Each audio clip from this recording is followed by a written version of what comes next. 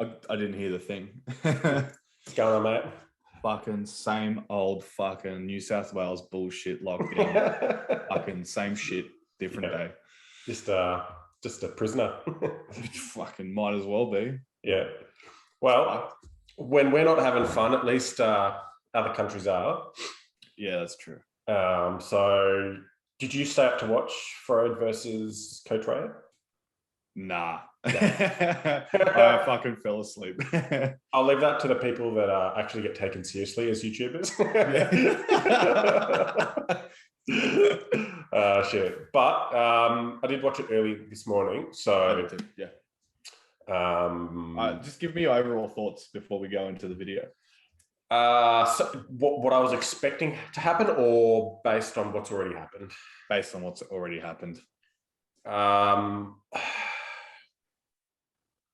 I really thought there was still avenues where Ray could have got more pins. I just don't think.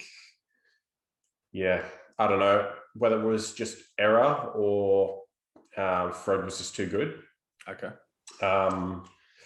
I'm glad that right-handed was a bit more entertaining than the left.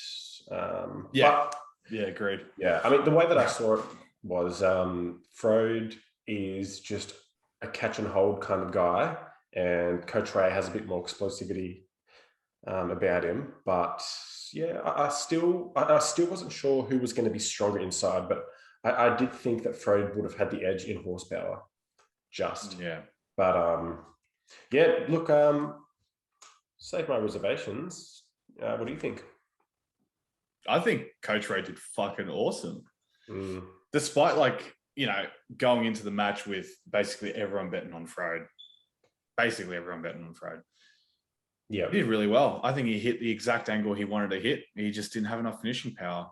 Yeah. And that could be in terms of side pressure, could be he ran out of the pad. I didn't watch the match that intensely, so I didn't notice these things. But could be even just a touch lack of pronation. Okay. Right at the bottom. Yeah. All right. Well, let's watch a few of these vids.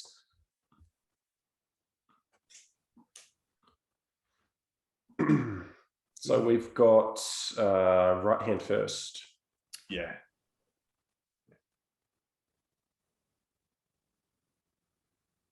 Yeah, I think he got what he wanted in that setup. Yeah. Coach. Yeah. Similar size and leverages. Yeah, so it looks like Coach is going for a bit of a high hook here. Can't quite access his top I think roll. he was going for a top roll, but he just fell right into it. Yeah. This is one thing that it's really disappointing, is just with such strict rules is the fouls when you want to see good matches. Yeah. So lots of starting and stopping. Yeah, he just couldn't activate his pronation. Or Frode is just too good at just cupping from that fucking distance. Like, that's hard. It is. There we go. This outer straps here, this looks really good. He's flat-handed him. I honestly thought he was going to get the pin here, but then the elbow foul happened. Yeah. And it's so I know you were saying I didn't either, but I didn't realize and you didn't realize Engen was going to be reffing. Yeah, that's right. I had no fucking idea. Yeah. That's good. That means it's proper reffing. Yeah. And no one will question it either. Yeah. Yeah, you can see Coach just missing that last little bit of pronation. That's it, yeah. And if he separates and drives, he's going to lose. There we go. So that's right. So Frode's just gotten his cut back, his hand control, and then from there he can transition into that top roll really easily. Yeah. So I think Ray just tried something different there. Yeah.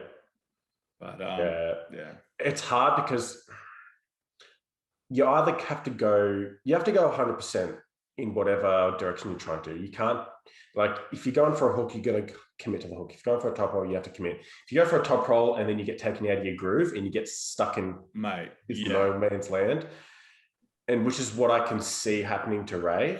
It's really hard to come back from, because Frode, is obviously going for that hook, and he's got Ray out of that top roll into that kind of defensive top roll / awkward hook. That's right. And he can't generate that power in those grooves that he wants to. Yeah.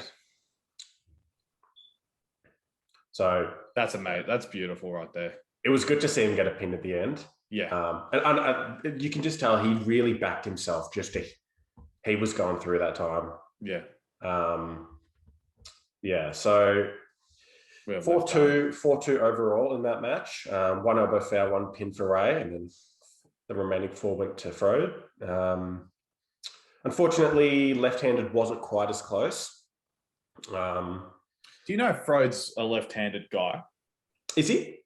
No, I'm asking you. Okay, no, I'm not. I wouldn't know. No, but it looks like it because Coach.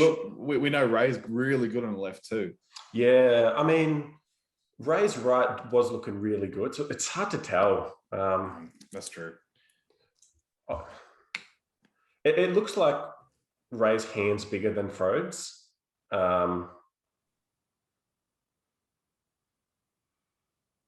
He's trying to go in for that press. Yeah. Man, the restarts. I know. That's crazy. So